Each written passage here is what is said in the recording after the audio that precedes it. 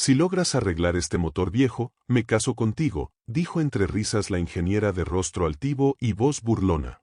Lo que ella no sabía, es que en ese momento, no solo selló su propia humillación pública. También me dio la motivación que necesitaba para demostrarle a ella, y a todo su mundo de títulos y diplomas, que el verdadero conocimiento no siempre se encuentra en un libro. A veces, se encuentra en la grasa bajo las uñas. Si alguna vez se burlaron de ti por tu trabajo, por tu ropa, por no tener un título, quédate. Esta no es solo una historia de superación. Es una venganza justa, fría y servida frente a todos. Dale like, suscríbete, y dime en los comentarios, ¿alguna vez alguien se rió de ti antes de ver lo que eras capaz de hacer? Me llamo Esteban, tengo 34 años, y mis manos cuentan la historia de mi vida. Están cubiertas de pequeñas cicatrices, de callos endurecidos por décadas de sujetar llaves inglesas y de un rastro permanente de aceite de motor que ninguna cantidad de jabón puede borrar del todo. Nunca pisé una universidad. Nunca colgué un diploma brillante en la pared de mi taller. Mi educación superior fue en el foso de un garaje, con mi padre como mi único y exigente profesor. Él me enseñó que los motores tienen un alma, que tienen un lenguaje. Un lenguaje de vibraciones, de sonidos, de olores. Y yo, desde que tenía 14 años, aprendí a escuchar. Aprendí a reparar lo que otros daban por muerto. Mi mundo es un mundo de realidades tangibles. De pistones y bielas. De problemas y soluciones. Por eso, cuando recibí la invitación para asistir a un evento empresarial en el parque industrial de mi ciudad, me sentí como un pez fuera del agua. Era un encuentro de innovación y tecnología, una reunión de ingenieros, empresarios y ejecutivos. Me invitaron porque mi pequeño taller se había ganado una reputación legendaria por arreglar la maquinaria pesada de varias empresas grandes de la zona, esas que ni sus propios técnicos sabían cómo reparar. Me invitaron, según decía la elegante invitación, como una demostración del talento local. La verdad, me sentí más como la curiosidad local, el cavernícola con una llave inglesa que iban a exhibir a los astronautas con títulos universitarios. Y allí la conocí a ella. O más bien, ella se aseguró de que yo la notara. Su nombre era Valentina. Y era la estrella del evento. Joven, brillante, con un currículum que daba vértigo. Ingeniera en mecánica industrial, con un doctorado en dinámica de fluidos y una maestría en no sé qué de una universidad prestigiosa de Europa. Era la encarnación de la nueva élite tecnológica, inteligente, segura de sí misma y con un ego que proyectaba una sombra más grande que ella. Desde el primer momento en que nuestros mundos colisionaron, sentí su desprecio. Fue durante la recepción. Un director de una de las empresas me presentó a ella. Valentina, te presento a Esteban. Es el mecánico del que te hablé. Un verdadero artista con los motores. Ella me miró de arriba abajo, su vista deteniéndose por un instante en mis manos, en mis botas de trabajo. Me extendió su mano, pero solo me ofreció la punta de sus dedos, como si temiera contagiarse de grasa o, peor aún, de pobreza.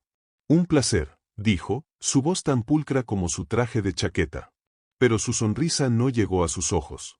En sus ojos, solo vi un análisis frío, un cálculo rápido que me clasificó y me descartó en la misma categoría que el personal de servicio. Durante el resto del evento, me mantuve en mi rincón, observando.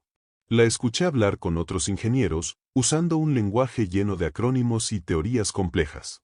Era innegablemente brillante. Pero también era arrogante. Hablaba de los mecánicos como si fuéramos una especie inferior, simios con herramientas que seguían instrucciones sin entender la ciencia que había detrás. Y entonces, llegó el momento de la competencia improvisada. En el centro del pabellón de exposiciones, sobre una plataforma, había un motor. No un motor cualquiera. Era una leyenda. Un viejo motor V8 de un coche de carreras de los años 70, una bestia de hierro fundido, oxidada y silenciosa. La historia era que la universidad local lo había donado al parque industrial como un desafío. Llevaba años allí. Docenas de ingenieros y técnicos habían intentado arrancarlo. Nadie lo había conseguido. Tenía problemas eléctricos crónicos, las válvulas estaban deformadas por el desuso, y el cableado era un nido de ratas de cobre y plástico podrido.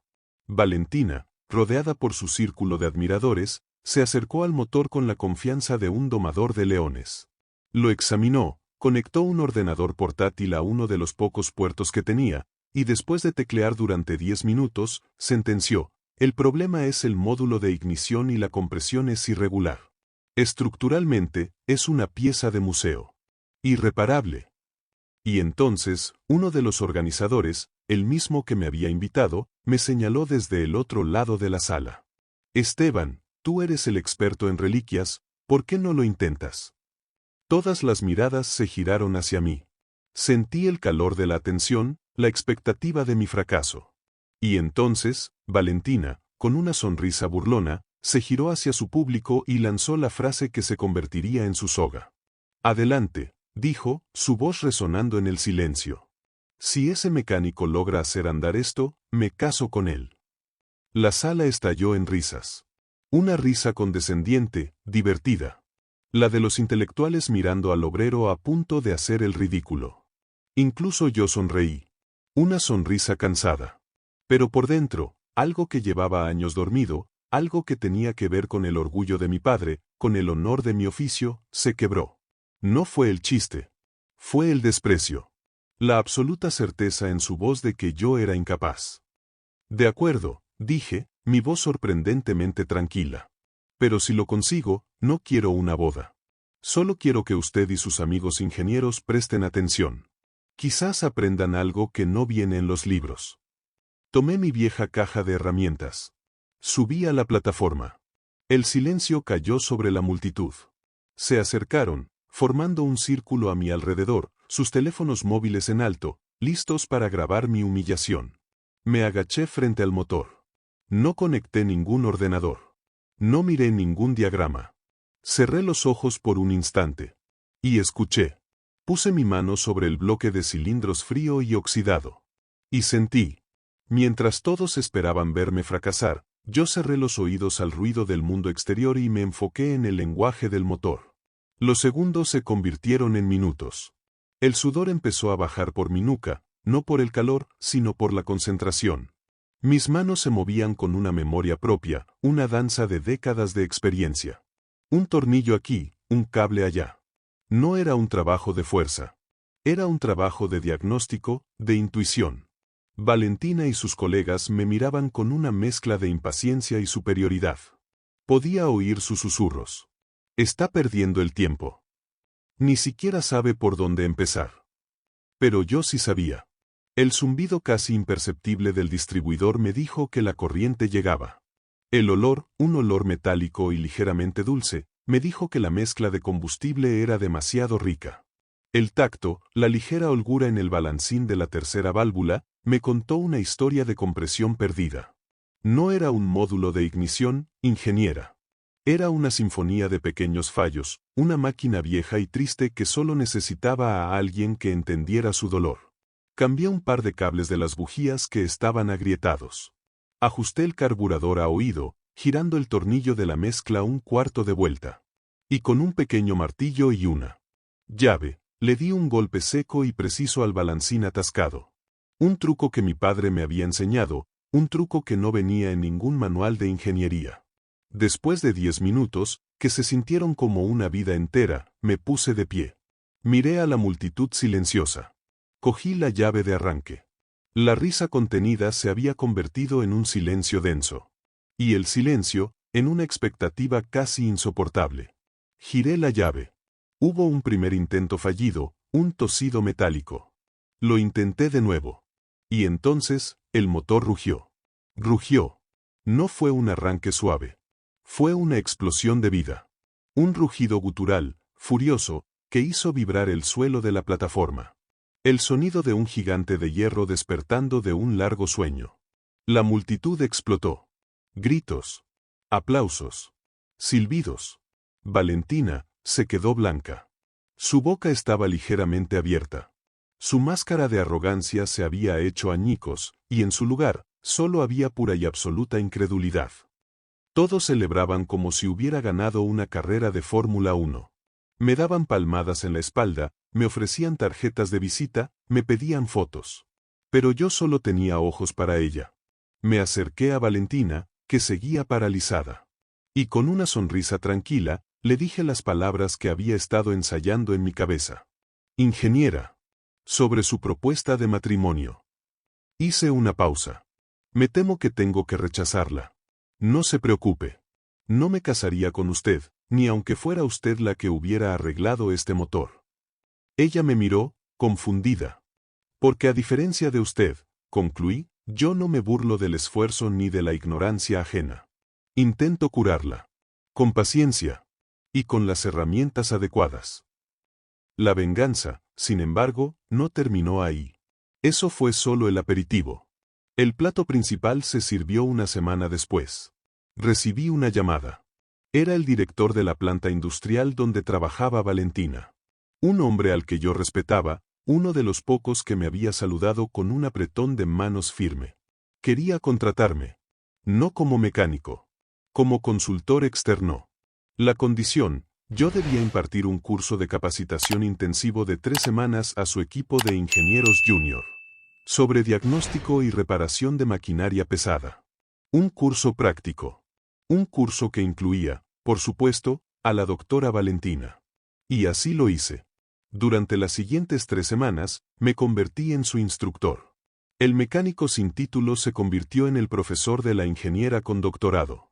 La primera sesión, la tensión en la sala de formación era tan espesa que se podía cortar con un soplete. Ella se sentó en la primera fila, con los brazos cruzados y una expresión de resentimiento glacial. Jamás la humillé. Jamás le alcé la voz. Mi venganza fue mucho más sutil. Fue profesional. Les presenté casos reales. Motores con fallos complejos que sus ordenadores no podían diagnosticar. Y les enseñé a escuchar. A tocar. A oler. Les enseñé el arte perdido de la mecánica. Un día, traje una bomba hidráulica con un fallo intermitente. Según el manual y los sensores, todo está perfecto, les dije. Pero la máquina falla. Tienen 1 hora. Los vi trabajar. Conectaron sus portátiles, analizaron los datos, discutieron teorías. Valentina propuso cambiar toda la unidad de control, una reparación de miles de dólares. Después de 1 hora, se dieron por vencidos. Yo me acerqué. Saqué un simple destornillador largo, lo apoyé en la carcasa de la bomba y pegué mi oreja al mango, como si fuera un estetoscopio. Cerré los ojos. Escuché durante 1 minuto. El rodamiento del eje principal tiene una microfisura, sentencié. Provoca una vibración anómala solo a altas revoluciones, que confunde al sensor. No hay que cambiar la unidad de control. Hay que cambiar un rodamiento que cuesta $50. Me giré hacia Valentina. A veces, ingeniera, la experiencia vale más que todos los datos del mundo. Solo hace falta aprender a escuchar. Cada día, la dinámica cambiaba. Sus compañeros, al principio escépticos, empezaron a hacerme preguntas, a mostrar un respeto genuino. Y ella se fue apagando. Su arrogancia se fue desinflando, reemplazada por una frustración silenciosa. El momento cumbre llegó en la última semana. Estábamos trabajando en un motor diésel. Le pedí que calibrara los inyectores. Lo hizo siguiendo el manual al pie de la letra. Pero yo sabía que ese modelo en particular tenía una peculiaridad, un defecto de fábrica que requería un ajuste manual diferente. Está mal, le dije con calma. Es imposible, respondió ella. He seguido el procedimiento exacto. El procedimiento está mal, le dije. Le expliqué el porqué. Y le mostré cómo hacerlo. Cuando terminé, la miré. Y con una voz tranquila y didáctica, le dije, muy bien, ingeniera. Ahora, por favor, hágalo como se lo he explicado. Delante de todos sus compañeros, tuvo que desmontar su trabajo y volver a hacerlo, siguiendo las instrucciones del mecánico. Supe, al ver el ligero temblor en sus manos, que su ego estaba sangrando. Al final del curso, el director me agradeció. Nunca los había visto tan atentos. Han aprendido más contigo en 3 semanas que en un semestre entero. Solo necesitaban dejar de leer tanto y empezar a ensuciarse un poco las manos, respondí. 1 mes después, me enteré de que Valentina había renunciado. No soportó la humillación de que todos en la planta, desde los ingenieros hasta los operarios, me trataran a mí, el consultor externo, con más respeto y admiración que a ella. Y yo seguí creciendo. Hoy tengo mi propio taller de maquinaria pesada. Contrato a jóvenes sin estudios universitarios pero con pasión, y los formo desde cero, enseñándoles el oficio como mi padre me lo enseñó a mí. Y cada vez que alguien subestima a uno de mis chicos por no tener un título, sonrío. Y les cuento esta historia. La arrogancia no siempre se derrota con gritos. A veces, basta con demostrar, de forma silenciosa e irrefutable, lo que vales. Y cuando tu valor es real, no necesita diplomas. Se reconoce en el rugido de un motor que vuelve a la vida. Y hasta quienes te miraron por encima del hombro, terminarán aprendiendo la lección desde abajo. ¿Alguna vez alguien se rió de ti, antes de ver lo que eras capaz? Escribe en los comentarios. Y si te gustó esta historia de justicia, suscríbete ahora. Porque aquí, la venganza, siempre es proporcional.